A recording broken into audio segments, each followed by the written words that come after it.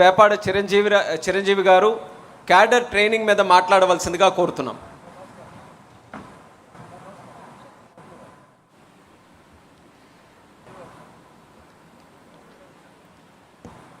సభకు వందనాలు. ఈరోజు తెలుగుదేశం పార్టీకి శిక్షణ క్యాడర్ ట్రైనింగ్ అనే అంశంపై మాట్లాడే అవకాశం నాకు రావడం చాలా గౌరవంగా భావిస్తున్నాను. నేర్చుకోవడం ఆపివేస్తే నీ వయసు 20 అయినా 60 అయినా ఒక్కటే అంటాడు ప్రముఖ పారిశ్రామికవేత్త ఫోర్డ్. దాని ఉద్దేశం ఏంటంటే నేర్చుకోకపోతే నీ వయసు 20 అయినప్పటికీ నువ్వు వృద్ధుడితో సమానం. నేర్చుకుంటూ ఉంటే నీ వయసు 60 వృద్ధుడు అయినప్పటికీ నువ్వు యువకుడితో సమానం. ఈరోజు భారతదేశంలో ఒక నాయకుడు 70 పదుల్లో కూడా ఆయన పాపులేషన్ మేనేజ్మెంట్ గురించి మాట్లాడితే అర్థశాస్త్ర అధ్యాపకులు ఒక్కసారి ఆలోచిస్తారు.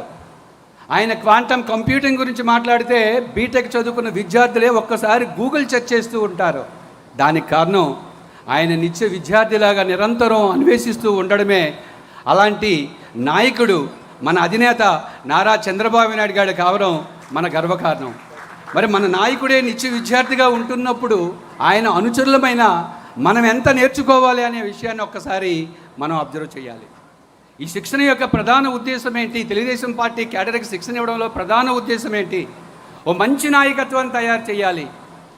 Leaders are not born, they are made through learning and training అనే స్లోగన్ మనందరికీ తెలిసే ఉంటుంది.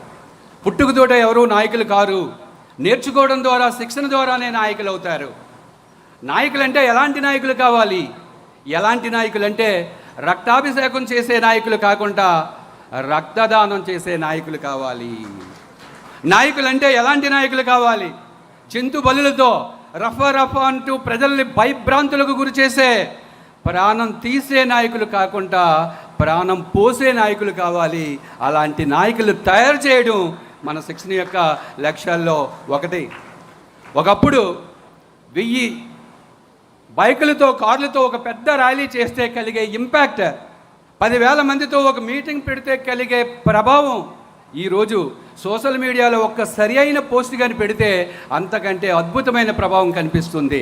ఈ నేపథ్యంలో సోషల్ మీడియా, టెక్నాలజీ, ఆధునిక సాంకేతిక పరిజ్ఞానం మొదలగు అంశాలన్నింటినీ మారుతున్న కాలానికి అనుగుణంగా మన క్యాడర్కి నేర్పించాలనే తపనతో ఈ శిక్షణని మనం ప్రారంభించాం.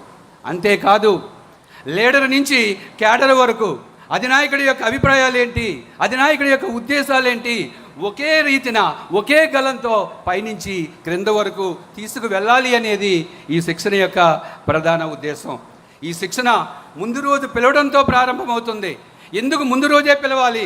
రాష్ట్ర వ్యాప్తంగా ఉన్న పసుపు కుటుంబం, ఎస్ మనందరం ఒకటే కుటుంబానికి చెందిన వాళ్ళమనే ఒక స్ట్రాంగ్ ఒక బాండింగ్ ఏర్పడాలనే ఉద్దేశంతో ఈ శిక్షణ ముందు రోజే మనం పిలుస్తున్నాం. ఉదయాన్నే లేచిన వెంటనే శారీరక దృఢత్వం కొరకు, మానసిక ప్రశాంతత కొరకు ఒక యోగా నిపుణులతో యోగాతో ప్రారంభమవుతుంది. ఈ సందర్భంగా లోకేష్ బాబు గారు ఈ మధ్య చంద్రగిరి వెళ్ళినప్పుడు అక్కడ ఒక క్లస్టర్ ఇన్ఛార్జ్ వచ్చి, సార్ అక్కడ నేర్చుకున్న యోగా మేము ఇంటికి వచ్చి 1 వీక్ ప్రాక్టీస్ చేస్తే ఈరోజు మా బాడీ పెయిన్స్ అన్నీ పోయాయని చెప్పారంటే అలాంటి శిక్షణ అందిస్తున్న తెలుగుదేశం పార్టీ కార్యకర్తల ఆరోగ్యంపై దృష్టి పెట్టిన తెలుగుదేశం పార్టీలో సభ్యులుగా ఉన్నందుకు, నాయకులుగా ఉన్నందుకు మనందరం ఒక్కసారి గర్వపడాలి. ఒక బ్యాచ్లో ఒక శిక్షకుడికి సార్ కొంచెం ఇబ్బంది పడ్డాడని నేను లోకేష్ గారికి ఒక్క మాట ఇలా చెప్పానో లేదో, వెంటనే మెడికల్ టెస్టులు సుమారు 63 రకాల పారామీటర్స్తో మెడికల్ టెస్టులు చేయించి ప్రతి కార్యకర్తకు కూడా మెడికల్ టెస్టులు చేయించి అబ్నార్మాలిటీ ఉంటే వారికి మెడికల్ కౌన్సిలింగ్ అందిస్తూ కార్యకర్తల యొక్క ఆరోగ్యంపై ఒక తండ్రిలా, ఒక అన్నలా లోకేష్ బాబు గారు, చంద్రబాబు గారు ప్రత్యేకంగా దృష్టి పెట్టడం నిజంగా ఈ శిక్షణకి ఓ ముఖ్య ప్రత్యేకతగా చెప్పొచ్చు. ఇక ఈ శిక్షణలో అత్యంత ప్రాధాన్యత కలిగిన అత్యంత ఆత్మీయమైన ఘట్టం ఏదంటే కాఫీ కబుర్లు. ఈ కాఫీ కబుర్లో స్వయంగా చంద్రబాబు, గౌరవ ముఖ్యమంత్రి బాబు గారు, మంత్రులు, తెలుగుదేశం పార్టీలో అధినాయకత్వం ప్రతి ఒక్కరూ కూడా వచ్చి క్యాడర్తో మమేకమయ్యి క్యాడర్తో మాట్లాడుతూ వారితో ఒక బంధాన్ని, వారిలో ఒక ఆత్మవిశ్వాసాన్ని కలిగిస్తున్నారు. ఈ నేపథ్యంలో ఇప్పటికీ రాష్ట్ర స్థాయిలో 6,000 పైగా మనం శిక్షణ ఇవ్వడం జరిగింది. మన తెలుగుదేశం పార్టీ శిక్షణా శిబిరం ఇప్పటికే పెద్దలందరూ చెప్పారు, అనేక నాయకులు తయారు చేసింది. ఈ శిక్షణ ఇవ్వడంలో ఇంకొక ప్రధాన ఉద్దేశం ఏంటంటే, సింగపూర్ అభివృద్ధి చెందడానికి, గుజరాత్ అభివృద్ధి పదంలో నడవడానికి ఏకైక కారణం ఒకటే, 30 సంవత్సరాలు అక్కడ ప్రజలు ఒకే ఒక నాయకుడికి స్థిరంగా దీర్ఘకాలంలో అధికారాన్ని ఇచ్చారు.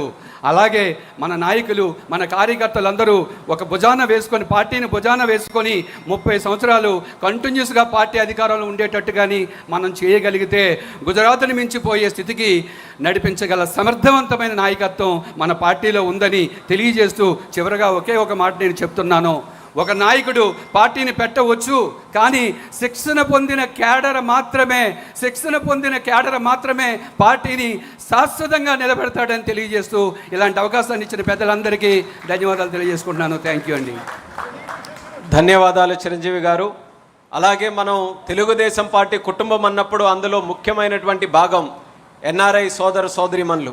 విదేశాల్లో ఉన్నప్పటికీ కూడా తెలుగు జాతి మీద ఉన్నటువంటి అభిమానంతో, తెలుగుదేశం పార్టీ పట్ల మమకారంతో, తెలుగుదేశం పార్టీ అన్ని కార్యక్రమాలని కూడా విజయవంతంగా నడిపిస్తున్నటువంటి ఎన్ఆర్ఐ కుటుంబ సోదరీమణులందరికీ కూడా ఈ యొక్క మహానాడు కూడా కనెక్ట్ అయినటువంటి ప్రతి ఒక్కరికి హృదయపూర్వకమైనటువంటి ధన్యవాదాలు తెలియజేసుకుంటూ, ఇదే తీర్మానాన్ని బలపరచడానికి ఎమ్మెల్యే మద్ది